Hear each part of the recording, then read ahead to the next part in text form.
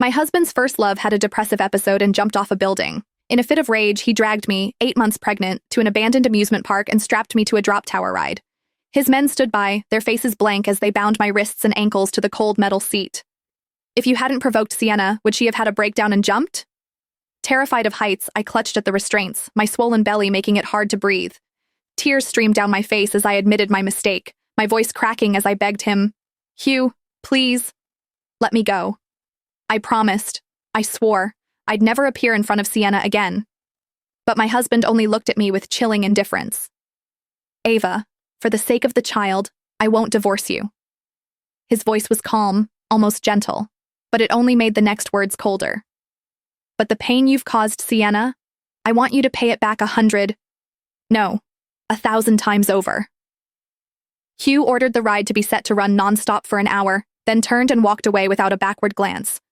The machinery groaned to life, the seat jerking beneath me as the tower rose higher and higher. I fought against the restraints, screaming until my throat felt raw. Every time the ride plunged, my stomach flipped, the terror so intense I thought I might lose consciousness. Then, on one brutal drop, pain ripped through my body, sharp, hot, and unstoppable. A rush of fluid gushed between my legs, soaking my dress and the seat beneath me.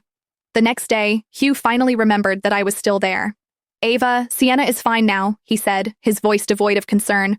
"As long as you apologize to her, I'll let you down." What he didn't know, what none of them knew, was that the platform had already been drenched in blood for hours. My baby had been torn from my body somewhere between the sky and the earth, reduced to nothing but mangled flesh and silence. Dr. Jason called this morning. That woman is avoiding her prenatal checkups. What trick is she playing to get my attention this time? Hugh frowned, a trace of disgust flashing through his dark eyes.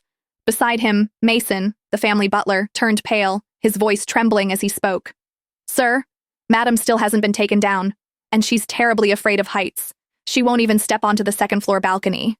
Now that she's in her late pregnancy, could something have happened?" Hugh's expression froze for a split second, before he frowned again, doubt flickering across his face. "Really? Ava's afraid of heights?"